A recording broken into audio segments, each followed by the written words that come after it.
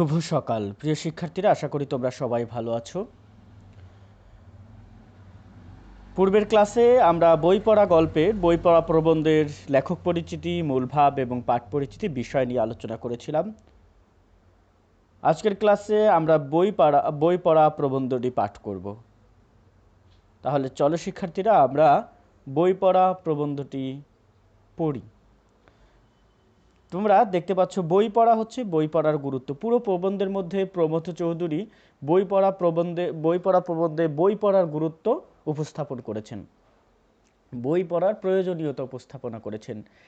এই বই পড়ার গুরুত্ব উপস্থাপন করতে গিয়ে সে শিক্ষা বর্তমান লাইব্রেরির প্রয়োজনীয়তা, সাহিত্য চর্চার প্রয়োজনীয়তা, শিক্ষার বর্তমান অবস্থা, নানাবিধ বিষয় তিনি তার মেধা, মননশীল চিন্তা এবং তার যুক্তির মধ্য দিয়ে তিনি উপস্থাপন করেছেন। তাহলে শিক্ষার্থীরা, আমরা শুরু করি। আমরা প্রবন্ধ পড়ার সময় দেখবা লাল রং দিয়ে বা লাল কালি দিয়ে কিছু শব্দ এবং কিছু বাক্য আমি চিহ্নিত করে দিয়েছি। সেই বাক্যগুলো হচ্ছে বহুনির্বাচনী এবং অনুধাবন প্রশ্নের জন্য খুবই গুরুত্বপূর্ণ। বই পড়া শখটা মানুষের সর্বশ্রেষ্ঠ শখ হলেও আমি কাউকে শখ হিসেবে বই পড়তে পরামর্শ দিতে চাইনি। লেখক বলছেন বই পড়াটা মানুষের সর্বশ্রেষ্ঠ শখ। অনেকেই বলে শখ হিসেবে বই পড়তে চায়, কিন্তু লেখক বই পড়াকে শখ হিসেবে তিনি পরামর্শ দিতে চান না। তার কারণ হচ্ছে দুটি কারণে তিনি দিতে চান না। পরীক্ষায় আসতে পারে লেখক প্রমথ চৌধুরী বই পড়াকে সর্বশ্রেষ্ঠ শখ বলে পরামর্শ দিতে চান না কেন? এর কারণ হচ্ছে দুটি কারণে। কয়টি কারণে দিতে চান না? দুটি কারণে। প্রথমত, সে পরামর্শ কেউ গ্রাহ্য করবেন না, কেননা আমরা জাত হিসেবে শৌখিন নই। অর্থাৎ আমরা এখন ওই লেখক যখন এই প্রবন্ধটি পাঠ করেন বা বক্তব্য যখন দেন, তখন এই দেশে তখন ক্ষুধা, দারিদ্র্য, আন্দোলন, রাজনৈতিক সহিংসতা এগুলো বিরাজ করছিল। এই মুহূর্তে আসলে শৌখিনতার বা বিলাসী জীবনযাপন করার সময় ছিল না। এই কারণে লেখক বলছেন যে আমি যদি বই পড়ার শখ হিসেবে বলি, তাহলে এখন ঠিক হিসেবে আমরা জাতি হিসেবে এখন আর শৌখিন নই যে আমরা শখ হিসেবে বই পড়ব। দ্বিতীয়ত, অনেকে তা কুপরামর্শ মনে করবেন, কারণ আমাদের এখন ঠিক শখ করবার সময় নয়। আমাদের এই রোগ, শোক, দুঃখ, দারিদ্র্যের দেশে সুন্দর জীবন ধারণ করাই যেখানে হয়েছে প্রধান সমস্যা, তখন সেই জীবনকে সুন্দর করা, মহৎ করার প্রস্তাব অনেকের কাছে নিরর্থক ও নির্মম ঠেকবে। লেখক বলছেন যে তৃতীয়ত, অনেকে এটাকে কুপরামর্শ মনে করবে, কারণ বর্তমান আমাদের শখ পালন করার সময় নেই। কারণ এখন আমাদের দেশে রোগ, শোক, দুঃখ, দারিদ্র্যের দেশে জীবন ধারণ করাই প্রধান সমস্যা হয়েছে। সেখানে জীবনকে সুন্দর করা, মহৎ করার প্রস্তাব অনেকের কাছে নিরর্থক ঠেকবে। আমরা সাহিত্যের রস উপভোগ করতে প্রস্তুত নই। লেখক বলছেন আমরা সাহিত্যের রস উপভোগ করতে প্রস্তুত নই, কিন্তু শিক্ষার ফল লাভের জন্য আমরা সকলে উদ্ভাস্ত। অর্থাৎ বই পড়া বলতেই আমরা বুঝি সাহিত্য চর্চা। বই পড়াই হচ্ছে সাহিত্য চর্চা। এই সাহিত্য চর্চা জন্য আমরা কেউ প্রস্তুত নই যে বই পড়ে যে আমরা সাহিত্য পাঠ করে আমরা যে সুখ অনুভূতি, দুঃখ অনুভূতি বা রস লাভ করব, যে সাহিত্যের রস লাভ করব, সেটা উপভোগ করতে আমরা প্রস্তুত নই। কিন্তু আমরা বই পড়ে যে শিক্ষা অর্জন, সেই শিক্ষা অর্জন করে আমরা যে শিক্ষার ফল অর্থাৎ আর্থিক লাভ, শিক্ষা অর্জন করে বা বই পড়ে যদি আমাদের আর্থিক লাভ হয়, সেই লাভের জন্য আমরা সকলে উদ্বাহু। অর্থাৎ আমরা শিখি সকলে ঊর্ধ্ববাহু, আমাদের দুই হাত উপরের দিকে তুলে রাখছি যে শিক্ষা অর্জন করে আমরা যেন হাত পেতে আছি, যাতে আমরা এটা লাভ নিতে পারি। আমাদের বিশ্বাস শিক্ষা আমাদের গায়ের জ্বালা ও চোখের জল দুই দূর করবে। এই আশা সম্ভবত দুরাশা। আমরা বিশ্বাস করি যে শিক্ষা আমাদের পেটের ক্ষুধাও দূর করবে এবং চোখের জলও দূর করবে এবং গায়ের জ্বালাও দূর করবে। এই আশা সম্ভবত দুরাশা। লেখক বলছেন এই আশা সম্ভবত দুরাশা। কোন আশা? যে শিক্ষা আমাদের গায়ের জ্বালা, চোখের জল দুই দূর করবে। কিন্তু তা হলেও আমরা তা ত্যাগ করতে পারিনি। অর্থাৎ এই শিক্ষা, আমাদের বিশ্বাস শিক্ষা আমাদের সবকিছু দূর করে দিবে, তবু এই আশাকে আমরা ত্যাগ করতে পারি না। কেননা আমাদের উদ্ধারের জন্য কোনো সদুপায় আমরা চোখের সম্মুখে দেখতে পাই না। অর্থাৎ শিক্ষা ছাড়া আমরা আর কোনো উপায় দেখতে পাচ্ছি না বলে আমাদের কাছে এটাই হচ্ছে সমস্ত আমাদের বিশ্বাস, এই শিক্ষাই আমাদের সব কিছু দূর করে দিবে। শিক্ষার মাহাত্ম্য আমিও বিশ্বাস করি, এবং যিনি যাই বলুন সাহিত্য চর্চাতে শিক্ষার প্রধান সর্বপ্রধান অঙ্গ, সে বিষয়ে কোনো সন্দেহ নেই। অর্থাৎ শিক্ষার, লেখক বলছেন আমি শিক্ষার মাহাত্ম্য বা শিক্ষার যে লাভ এটা আমি বিশ্বাস করি, এটা আমিও বিশ্বাস করি, কিন্তু যে যাই বলুক না কেন শিক্ষার প্রধান অংশ হচ্ছে, অঙ্গ হচ্ছে সাহিত্য চর্চা। অর্থাৎ সাহিত্য চর্চাই হচ্ছে শিক্ষার প্রধান অঙ্গ, সে বিষয়ে কোনো সন্দেহ নেই। লোকে যে তা সন্দেহ করে তার কারণ শিক্ষার ফল হাতে হাতে পাওয়া যায় না। এই যে সাহিত্য চর্চা যে শিক্ষার প্রধান সর্বপ্রধান অঙ্গ, এই যে সাহিত্য চর্চার ফলটা, এই শিক্ষার ফলটা হাতে হাতে পাওয়া যায় না। অর্থাৎ আমি একটি বই পড়লাম, বই পড়ার সাথে সাথে কিন্তু আমি কোনো আর্থিক ফল লাভ করব না, কিন্তু আমি একটি যদি পরীক্ষার জন্য বই পড়ি সেটা আমার এখন আপাতত আর্থিক লাভ না হলেও পরবর্তীতে আমার লাভ হবে। এই জন্য সাহিত্য চর্চার যে সাহিত্য চর্চার মধ্য যে শিক্ষা অর্জন করা, সেটার ফল আমরা হাতে হাতে পাই না বলে আমরা এই ব্যাপারে সন্দেহ করি। লোকে যে তা সন্দেহ করে কি সন্দেহ করে? যে শিক্ষার ফল হাতে হাতে পাওয়া যায় না বলে লোকে সন্দেহ করে যে সাহিত্য চর্চা শিক্ষার সর্বপ্রধান অঙ্গ, অর্থাৎ তার কোনো বাজার দর নেই। কার বাজার দর নেই? শিক্ষার, সাহিত্য চর্চা নামক যে শিক্ষা, সেটার কোনো বাজার দর নেই। এ কারণে ডেমোক্রেসি সাহিত্যের সার্থকতা বোঝে না, বোঝে শুধু অর্থের সার্থকতা। ডেমোক্রেসি বলতে গণতন্ত্র সাহিত্যের সার্থকতা বোঝে না, বোঝে শুধু অর্থের সার্থকতা। এই কথাটি কেন লেখক বলছেন তার পরের বাক্যে আমরা দেখি। ডেমোক্রেসির গুরুরা চেয়েছিল সকলকে সমান করতে, কিন্তু তাদের শিষ্যরা তাদের কথা উল্টো বুঝে সকলেই হতে চায় বড় মানুষ। অর্থাৎ গণতন্ত্র বলতে আমরা সমান অধিকারকে বুঝি, যে সকল নাগরিকের সমান অধিকার থাকবে, কিন্তু গণতন্ত্রের ফলে যারা মন্ত্রী মিনিস্টার হয়, যারা জনপ্রতিনিধি হয়, তারাই এই যে গণতন্ত্রের ফলে এই মন্ত্রী জনপ্রতিনিধি এরাই কি হচ্ছে? লাভবান হচ্ছে, এবং তারাই কি করছে? অর্থের সার্থকতা বুঝছে। এই কারণেই বলছে যে ডেমোক্রেসিতে যেমন সকলের লাভ হওয়ার কথা, কিন্তু গুটি কয়েক মানুষের লাভ হচ্ছে, তেমনি সাহিত্যের সার্থকতা ডেমোক্রেসি বুঝে না। তার কারণ হচ্ছে এখানে আর্থিক কোনো সাহায্য নেই। আর্থিক সাহায্য থাকলে এই গণতন্ত্রের যে শিষ্যরা, তারা এই সাহিত্যের উপরে গুরুত্ব দিত। একটি বিশিষ্ট অভিজাত সভ্যতার উত্তরাধিকারী হয়েও ইংরেজি সভ্যতার সংস্পর্শে এসে আমরা ডেমোক্রেসির গুণগুলো আয়ত্ত করতে না পেরে আমরা দোষগুলো আত্মসাৎ করেছি। এটা একটু গুরুত্বপূর্ণ, যে আমরা আগে থেকে সভ্য জাতি ছিলাম, তারপরে আমরা ইংরেজি সভ্যতার কাছাকাছি এসে ইংরেজিদের ভালো দিকগুলো আছে সেগুলো গ্রহণ না করে তাদের খারাপ দিকগুলো আমরা গ্রহণ করেছি। এদিক থেকে বলা যায় যে ইংরেজি শাসন যখন শুরু হয়, তখন ইংরেজদের চালচলন দেখে বাঙালি যুবকরা, যে ইংরেজরা শিক্ষা দীক্ষায় অর্জন করছে, এটা একটা ভালো দিক, ইংরেজির সভ্যতা ভালো, এটা ভালো দিক, কিন্তু ইংরেজিরা আবার মদ খায়, এটাও একটা ইংরেজি সভ্যতার মধ্যে। কিন্তু এই যে শিক্ষা অর্জন করার এই দিকটিকে বাদ দিয়ে ওই সময় বাঙালি যুবকরা কি করেছিল? যে তাদের খারাপ দিক মদ খাওয়া, এটাকে তারা ইংরেজি সভ্যতার মূল বলে তারা মদ খাওয়া শুরু করলো। এটা নিয়ে অনেক বড় কাহিনী রয়েছে। মাইকেল মধুসূদন দত্তের রয়েছে, আলালের ঘরের দুলাল রয়েছে। এর মধ্যে ইংরেজি সভ্যতার এই যে মদ খাওয়ার বিষয়টি, এই যে ইংরেজি সভ্যতার কারণে আমরা ইংরেজি সভ্যতার খারাপ দিকগুলো, ডেমোক্রেসির খারাপ দিকগুলো আমরা গ্রহণ করেছি, ভালো দিকগুলো আমরা গ্রহণ করিনি। এই বিষয়টা হচ্ছে এরকম যে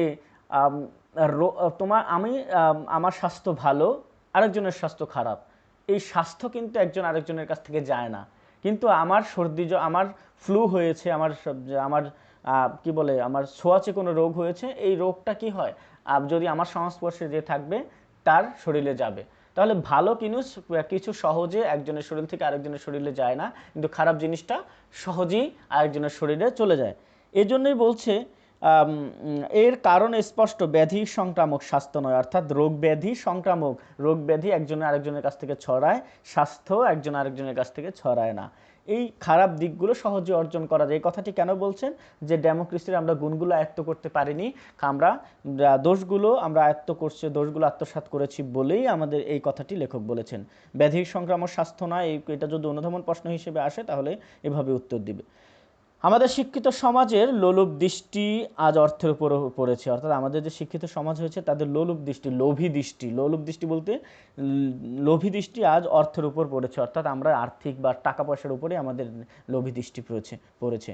সুতরাং সাহিত্য চর্চার সুফল সম্বন্ধে অনেকেই সন্দিহান। আর এই কারণেই সাহিত্য চর্চার যে ফল, সুফল, ভালো ফল, এটা সম্পর্কে সকলেই অনেকেই সন্দিহান।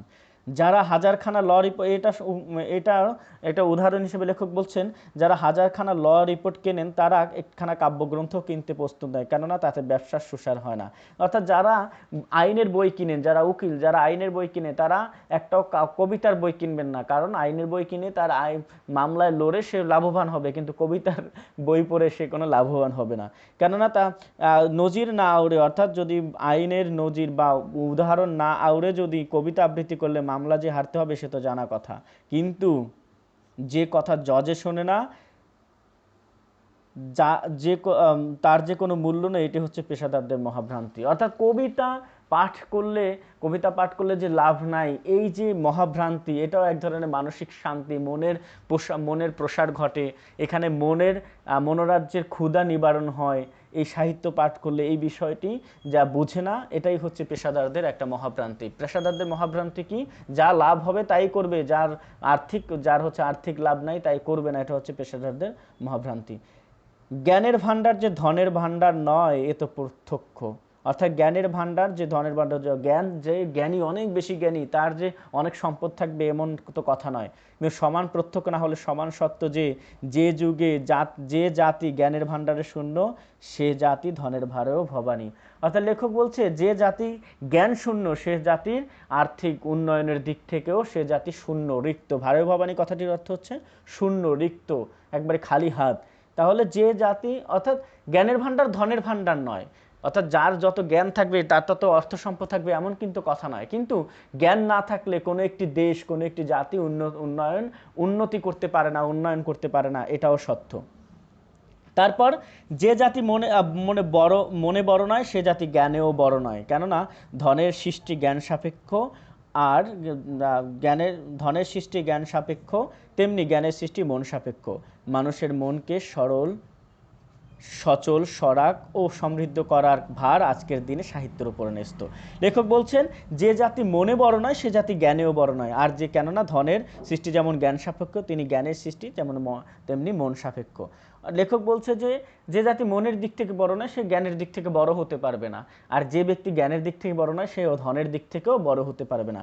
আর জ্ঞান হচ্ছে মন সাপেক্ষ। তাই মানুষের মনকে সরল, সচল, সরাক, সমৃদ্ধ, মানুষের মনকে সমৃদ্ধ, সজাগ, সচেতন, মানবতাবোধ জাগ্রত করার জাগ্রত করার যে উপায়, সেটা হচ্ছে সাহিত্যের উপর ন্যস্ত। কেননা মানুষের দর্শন, জ্ঞান, বিজ্ঞান, ধর্মনীতি, অনুরাগ, বিরাগ, আশা, নৈরাশ্য, তার অন্তরের সত্য, স্বপ্ন, এই সকল সমবায় সাহিত্যের জন্ম। অর্থাৎ যত বৈষয়িক জ্ঞান রয়েছে, দর্শন, বিজ্ঞান, ধর্মনীতি, অনুরাগ, বিরাগ, আশা, নৈরাশ্য, সব কিছু, মনের যত প্রশ্ন, সবই হচ্ছে সাহিত্যের মধ্য দিয়ে জন্মগ্রহণ করে। অপর শাস্ত্রের ভিতর যা আছে সেসব হচ্ছে মানুষের মনের ভগ্নাংশ, তার পুরো মনটার সাক্ষাৎ পাওয়া যায় শুধুমাত্র সাহিত্যে। লেখক বলছে যে অপর যত বৈষয়িক বিষয় আছে, বিজ্ঞান, তারপরে হচ্ছে যত বৈষয়িক বিষয় আছে, যত শাস্ত্র আছে, সবগুলোর মধ্যে মানুষের মনের ভগ্নাংশ, ক্ষুদ্র ক্ষুদ্র অংশ পাওয়া যায়। কিন্তু সাহিত্য এমন একটি বিষয় যে বিষয়ের মধ্যে মানুষের একটি মানুষের সম্পূর্ণ মনের সাক্ষাৎ পাওয়া যায়। দর্শক বিজ্ঞান ইত্যাদি হচ্ছে মন গঙ্গার তোলা জল, তার পূর্ণ স্রোত আবহমান কাল সাহিত্যের ভেতর সল্লাসে সবেগে বয়ে চলেছে, এবং সেই গঙ্গাতে অবগাহন করেই আমরা আমাদের সকল পাপ মুক্ত হব। লেখক বলছেন, দর্শন, বিজ্ঞান এবং অন্যান্য বৈষয়িক বিষয় হচ্ছে একটি বড় নদী, সেই নদী থেকে এক বালতি পানি তোলার মতো হচ্ছে দর্শন, বিজ্ঞান, বৈষয়িক বিষয়গুলো। আর ওই নদীতে সাঁতার কাটার মতো বিষয় হচ্ছে সাহিত্য। এটা একটু বুঝে দেখো শিক্ষার্থীরা, যে অন্যান্য বৈষয়িক বিষয় হচ্ছে একটা প্রবাহমান নদী থেকে এক বালতি পানি তোলার মতো, আর সাহিত্য হচ্ছে পুরো নদীটাই, সেখানে ইচ্ছা মতন সাঁতার কাটা যায়, গোসল করা যায়, পানি তোলা যায়, এটা হচ্ছে সাহিত্য। আর এই কারণেই বলছে যে এই সাহিত্য পাঠ করে আমরা সকল পাপমুক্ত হব, অর্থাৎ সমস্ত অভাব অনটন আমাদের দূর হবে। অতএব দাঁড়ালো এই যে আমাদের বই পড়তে হবে, কেননা বই পড়া ছাড়া সাহিত্য চর্চার উপায়ন্তর নেই। ধর্মের চর্চা চাই কি মন্দিরের বাইরেও করা চলে, দর্শনের চর্চা গুহায়, নৈতিক চর্চা ঘরে এবং বিজ্ঞানের চর্চা জাদুঘরে, কিন্তু সাহিত্যের চর্চার জন্য চাই লাইব্রেরি। লেখক বলছেন যে বই পড়া, তাহলে এই উপরের কথাগুলো দ্বারা লেখক প্রমাণ করেছেন যে বই পড়ার গুরুত্ব কতটুকু। আর বই পড়তে হবে, আর বই পড়ার প্রধান মাধ্যমই হচ্ছে সাহিত্য। বই পড়া বলতেই বোঝানো হয় সাহিত্য চর্চা। তাহলে বই পড়ার জন্য, ধর্মের চর্চার জন্য যেমন মন্দির দরকার হয়, দর্শনের চর্চার জন্য গুহার দরকার হয়, নীতির চর্চা হয় ঘরে, বিজ্ঞানের চর্চা জাদুঘরে, কিন্তু সাহিত্যের চর্চার জন্য দরকার লাইব্রেরি। এই প্রবন্ধে লেখক আরেকটি বিষয়, বই পড়া যেমন গুরুত্ব উপস্থাপন করেছেন, লাইব্রেরির গুরুত্বটাও উপস্থান করেছেন। এখানে লেখক বলছেন ও চর্চা মানুষের কারখানাও করতে পারে না, চিড়িয়াখানাতেও করতে পারে না, অর্থাৎ সাহিত্য চর্চা লাইব্রেরিতেই করতে হয়। লাইব্রেরিতে অনেক বই থাকে, সেখানে ইচ্ছা মতন মানুষ তার মনের চাহিদা মাফিক বই নিয়ে পড়তে পারে স্বাধীনভাবে। সাহিত্যের মধ্যে আমাদের জাত মানুষ হবে, সেই জন্য যত বেশি লাইব্রেরি প্রতিষ্ঠা করব দেশের তত বেশি উপকার হবে। লেখক বলছেন আমরা যত বেশি লাইব্রেরি প্রতিষ্ঠা করব দেশের তত বেশি উপকার হবে। আমার মনে হয় দেশে লাইব্রেরির সার্থকতা হাসপাতালের চাইতে কিছু কম নয় এবং স্কুল কলেজের চাইতে একটু বেশি। এ কথা শুনে অনেকে চমকে উঠবেন, কেউ কেউ আবার হেসে উঠবেন, কিন্তু আমি জানি আমি কোনো রসিকতাও করছি না, অদ্ভুত কথাও বলছি না। যদি এ বিষয়ে লোকমত যে আমার মতের সমরেখায় চলে না, সে বিষয়ে আমি সম্পূর্ণ সচেতন। লেখক বলছে লাইব্রেরির সার্থকতা হাসপাতালের চাইতেও কিছু কম নয়। হাসপাতালে যেমন শরীরের চিকিৎসা করা হয়, লাইব্রেরিতে মনের চিকিৎসা করা হয়। এই কথা শুনে অনেকেই হয়তো চমকে উঠবেন লেখকের এই কথা শুনে। লেখক বলছে আমি জানি আমি কোনো রসিকতা করছি নি, হয় তবুও আমার আমি যেটা ভাবি এই আমার ভাবনার সাথে অন্যের ভাবনা নাও মিলতে পারে, অতএব আমার কথায় আমি কৈফিয়ত দিতে বাধ্য। লেখক যে মিলবে না, এই কারণে লেখক কী হচ্ছে, কৈফিয়ত দিতে বাধ্য। আমার বক্তব্যে আমি আপনাদের কাছে নিবেদন করছি তার সত্য মিথ্যার বিচার আপনারা করবেন। যে সে বিচারে আমার কথা যদি না টেকে তাহলে রসিকতা হিসেবে গ্রাহ্য করবেন। লেখক বলছেন যে আমি যে এই বই লাইব্রেরি হচ্ছে হাসপাতালের চাইতে বেশি প্রয়োজন, এই কথাটা অনেকেই হয়তো রসিকতা ভাববেন। আমি আমার বক্তব্য দ্বারা এটা স্পষ্ট করার চেষ্টা করব যে আমি রসিকতা করছি না। তারপরেও যদি আপনারা মনে করেন যে আমার কথাটা ঠিক নয়, তাহলে আপনাদের মতেই চলবেন। আমার বিশ্বাস শিক্ষা কেউ কাউকে দিতে পারে না। লেখক ব্যাখ্যা করছেন যে শিক্ষা কেউ কাউকে দিতে পারে না, সুশিক্ষিত লোক মাত্রই স্বশিক্ষিত। শিক্ষা একজন আরেকজনকে দিতে পারে না, শিক্ষা অর্জন করতে হয়। সুশিক্ষিত লোক মাত্রই স্বশিক্ষিত।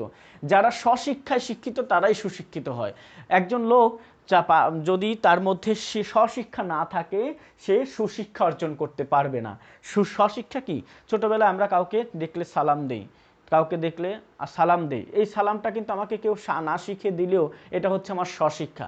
এই স্বশিক্ষাটা যদি আমার মধ্যে না থাকতো তাহলে আমি কাউকে সালাম দিতাম না। এই স্বশিক্ষাটাই হচ্ছে সুশিক্ষা। আজকের বাজারে বিদ্যাদাতার অভাব নেই, এমনকি এক্ষেত্রে দাতাকর্ণের অভাব নেই, এবং আমরা আমাদের ছেলেদের তাদের দ্বারস্থ করে নিশ্চিত থাকি এই বিশ্বাসে যে সেখান থেকে তারা এতটা বিদ্যার ধন লাভ করে ফিরে আসবে যার সুধে তার বাকি জীবন আরামে কাটিয়ে দিতে পারবে।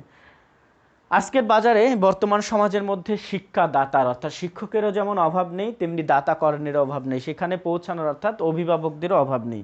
যে সেখানে অভিভাবকরা কী করে, ছেলেদেরকে শিক্ষকের দ্বারস্থ করে মনে করে আমাদের কাজ শেষ, আমাদের আর কোনো কাজ নেই, এই শিক্ষা অর্জন করে আমার ছেলে শিক্ষা অর্জন করে সে পরবর্তী জীবন আরামায়েসে কাটিয়ে দিতে পারবে।